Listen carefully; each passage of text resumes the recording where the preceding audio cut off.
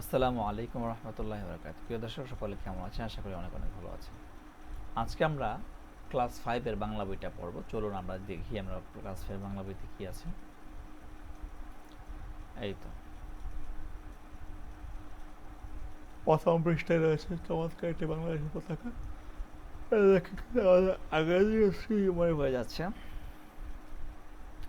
প্রথমে চলে যাবো সূচিপত্রে। দেখুন সূচিপত্রে কি রয়েছে এখানে।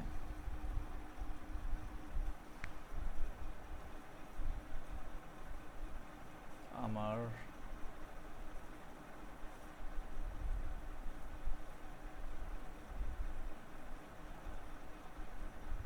সো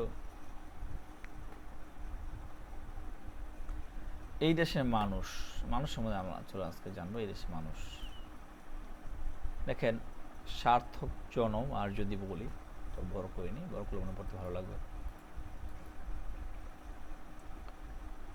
ওকে, স্ক্রিনটা একটু ছোটো করে নিই, তাহলে মানে আরও ভালো লাগবে। আর দেখি আপনার কতটুকু দেখতে পাচ্ছেন।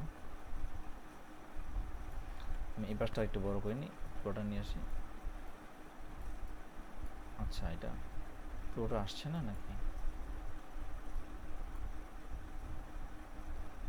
আচ্ছা, এই তো নিয়ে আসলাম, কিন্তু এটাকে চাপানো যায় না। এই তো আসছে, সুন্দর। ব্যাস, এভাবে আমরা পুরো বইটা আজকে পড়ে ফেলতে পারবো।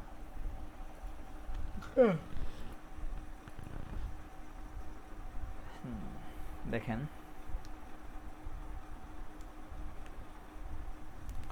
সার্থক জন্ম আমার জন্মেছে এই দেশে, কবির এ কথার অর্থ আমাদের সৌভাগ্য ও সার্থকতা যে আমরা এই দেশে জন্মেছি। ঠিক আছে, সো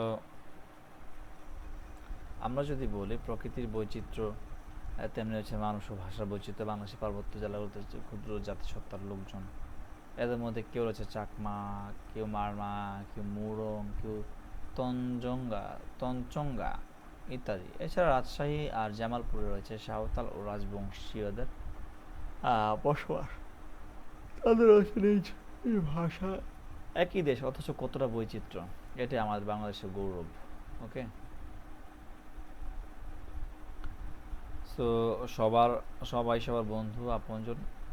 এই দেশে রয়েছে নানা ধর্মের লোক, হিন্দু, মুসলমান, বৌদ্ধ, খ্রিস্টান, সবাই মিলেমিশে আছে যুগ যুগ ধরে।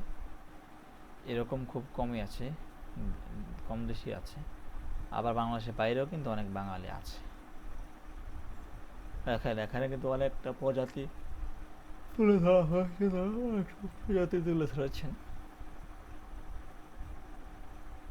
সো এই বিষয়ে যদি বলতে যাই, দেখুন